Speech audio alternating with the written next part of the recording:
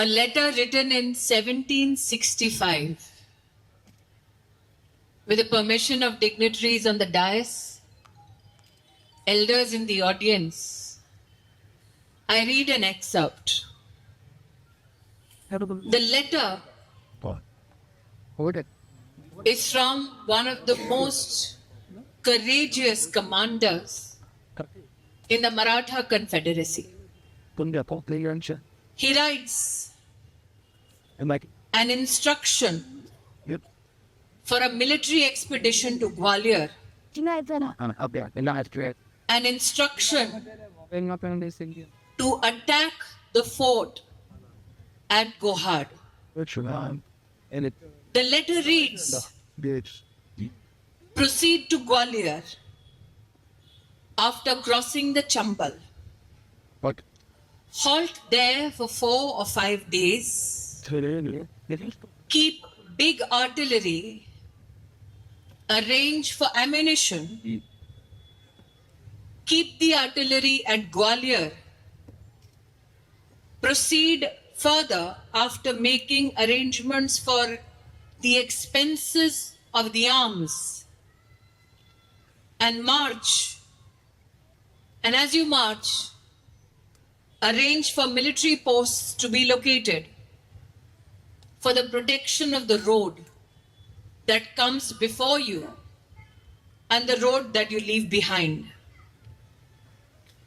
This military instruction by a commander was for young Ahilya Bai. Today, under the aegis of Lokmata Ahilya Bai Holkar Tricentenary celebration, we come together to pay homage to a lady who was called the philosopher queen of India, to a woman who was saintly in her disposition,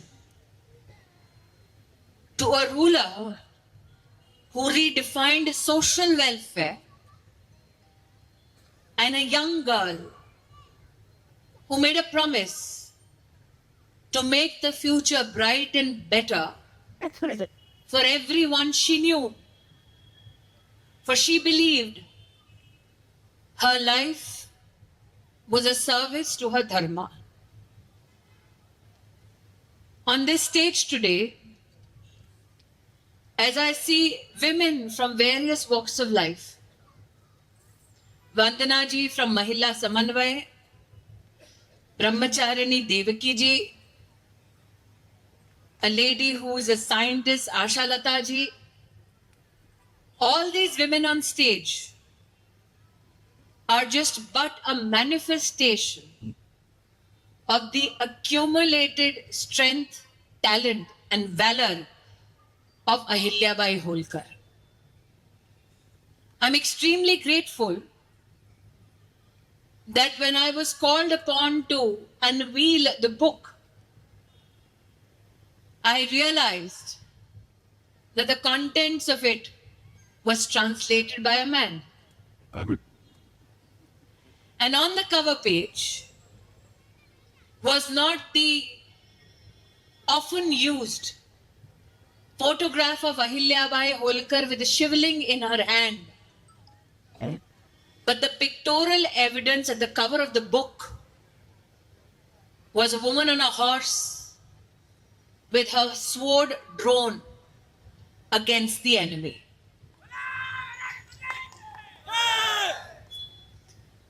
The warrior class, many have presumed about our nation, belongs to a particular caste.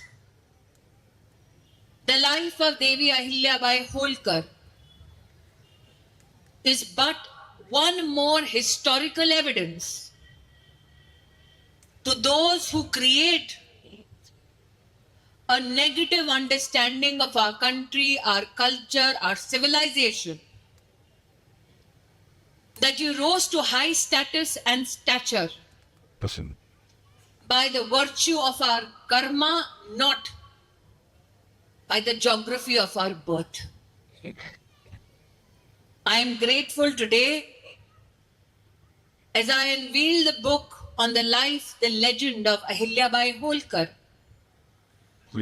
that when we speak of her, we often speak of her desire, her life's work of restoration of temples. But if you look at her early life, what did that life give evidence to? And I continue to press upon the word evidence. For in today's day and age of multimedia, often the Parivar is accused of ignoring women. It is but natural for me on this stage to talk to those who wonder what the Parivar thinks of women, that this Parivar is possibly the only Parivar in India that is celebrating 300 years of the birth of Ahilyabai Holkar. No other organization, individual or political ideology is celebrating her life. And I press upon the word evidence because history has had much of a habit of erasing the memory and the legends of many a people from Sanatan Dharma. It is but ironic that in the time that Ahilyabai Holkar reigned, so did in another Bhubhag of India, of Bharat, was the tyrannical reign of Tipu Sultan. Much was written about him, much was evidenced about him, much was celebrated about him, but not much, except by the then government, the release of one postage stamp was done for Ahilyabai Holkar. Her legend broke many a myths about how our nation state, our civilization is perceived to be. Born to Mankoji Shinde and Sushila Shinde in the district now in Maharashtra, which has been renamed as the Ahilyabai Holkar's district. In Chaundi she was born. She belonged to a family of shepherds. And at the age of 8, she was discovered for her skill, her talent, her resilience, and her intellect. A sister amongst 5 brothers, those who accuse our civilization, our way of life, as a way of life that denied women many rights, I proudly say today that her first education came from her own home. At the age of 8, when she was discovered by Malhar Rao, he was fascinated when he saw her at a temple service. He wanted to ensure that young Ahilyabai is taken for marriage to his son. They were wed, but Ahilya's education did not come to a standstill. While Malhar Rao fought many a battles, he ensured that Ahilyabai was taught finance, diplomacy, military skill, governance, and many aspects of the revenue systems. I say this today because the biggest misconception is that this pious queen and her whole life's journey was only and only about restoration of temples. It's as though her love for her nation, her contribution to her people was to be left untouched, not discussed or ever brought to life. Today, I proudly, when I look at the cover of the book, remember that throughout her married life, while she trained in administration, accounts, and politics, she was also granted khasgi, which means a shepherd's daughter is brought to the ruling class, taught everything, and then given a land grant. The letter that I read out described the faith that the commander instilled in his daughter-in-law's valor. Today, as I speak about Ahilyabai Holkar, I recognize that she saw two aspects of governance, one military and the other civil. When I spoke of her valor at war, I speak about the candor with which she ruled. Everybody expected her to dispense justice swiftly, but not many knew that she would personally sit in when she heard how every crime in her kingdom was investigated. I know my senior from Sevika Samiti is a lawyer, and she has a wonderful story to share from the reign of Ahilyabai Holkar, when a widow, her land, her property was being usurped by one of the military men in Ahilyabai Holkar's reign. This widow went to Ahilyabai Holkar seeking support, and Ahilyabai Holkar ensured that the widow is not only protected, but along with it, she ensured that her property was instilled in the hands of the widow, ensuring that the military man could not usurp the rights of a woman in need. The fact that she dispensed justice not only to human beings, but also to all living beings in her kingdom. For when she was asked, why do you prepare the soil for animals? Why do you prepare the environment for better crops? Why do you collect small water pots for birds? Why do you clean rivers? She says, I am the queen who is to serve all living beings, in which my dharma says Pran resides. Today, when people speak about sustainability, if you take a lesson from the life of Ahilyabai Holkar, you will realize that she redefined sustainable development 200 years ago. I proudly stand here today in the shadow of her legend. When I say this, that how is a ruler measured by the common subject? A ruler is measured well by a common subject when they are not only ferocious in their defense of the law, ferocious in their pursuit of justice, but also kind in their dispensation. That Ahilyabai Holkar was such a queen who not only sat upon the investigation of every crime, but also gave the death penalty sparingly, meant this is a woman of grit. But when evidence was presented, she also presided over such cases with grace and humanity. Today, as I stand before you and pay homage to the life, the work, the legend of Ahilyabai Holkar, I am but reminded that just yesterday when I discussed her in the nation's capital, we called her Punya Shloka, one who is sacred and divine. And when you speak about her divinity, her sacrifice, her contribution to Sanatan Dharma, we often speak about the over 1,000 temples she restored across the nation.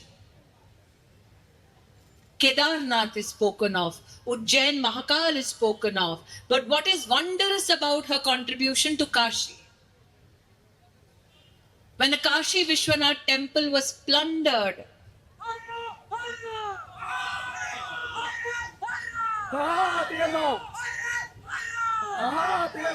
when the Kashi Vishwanath temple was plundered, the Shivalinga from the temple hidden in one corner of the Prangan. In the dead of night, many rulers came to that Shivalinga and paid obeisance.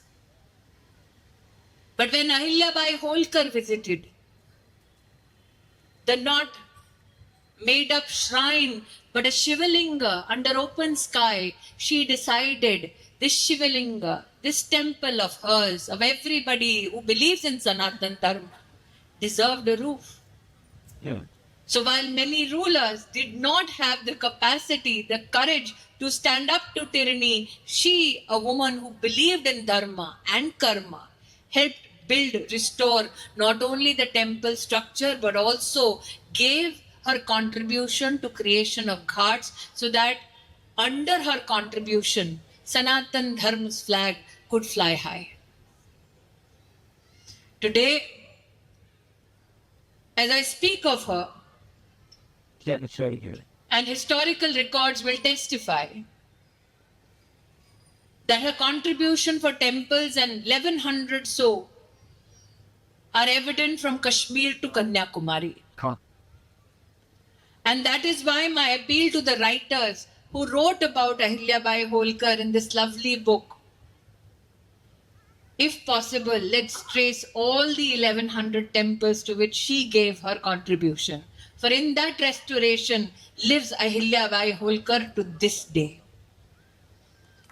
She lives not only in the temples she served, she lives also in the hearts of weavers in the state of Madhya Pradesh, in a place called Maheshwar. Today, 250 weavers and 1500 looms in Maheshwar still survive because of the contribution of Ahilyabai Holkar.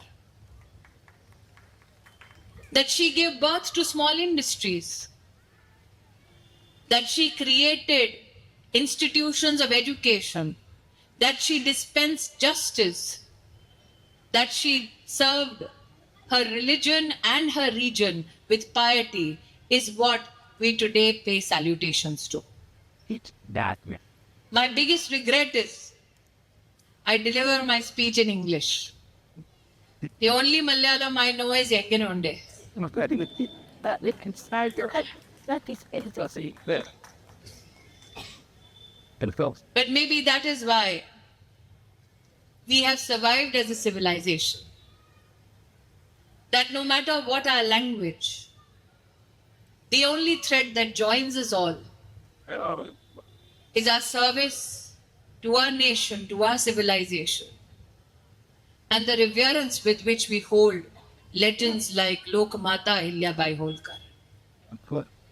That I would start my day in New Delhi and come all the way to Kerala, Ernakulam, with a legend that is 300 years old. That is what truly is a tribute to Bharat and Bharat Mata's valor. This is what makes us the unique civilization that we are.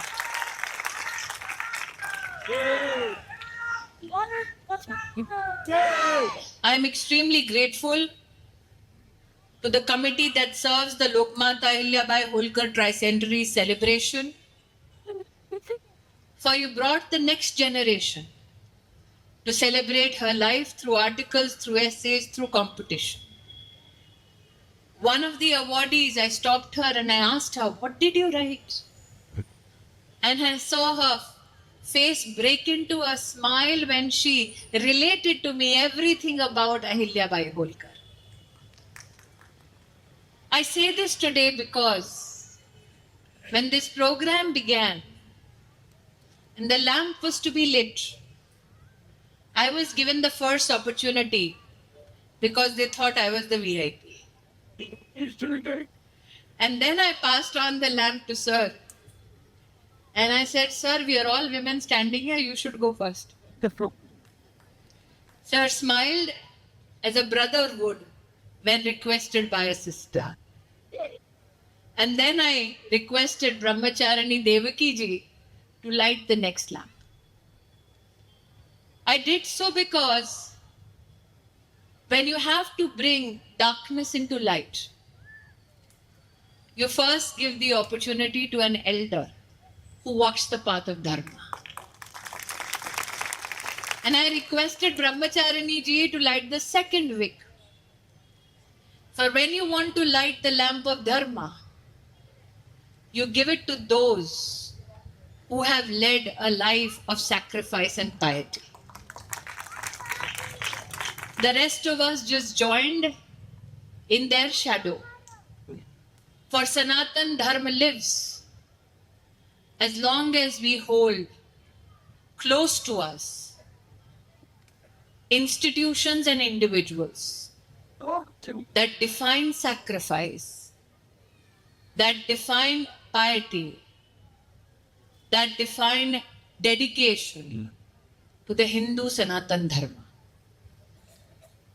My salutations again to the team for organizing this wonderful celebration of the life and the legend of Lokmata Ahilyabai Holkar. Actually, And my request, I believe that the Prant Baudhik Sikshan Pramukh ji yeah, good. can maybe next time teach me enough Malayalam for me to speak in the local language. With that, Yeah. my heartiest gratitude and congratulations to all of you who are a party to this celebration of the life of the philosopher queen Oh, it's who is a jewel in the crown of Bharat Mata. Jai.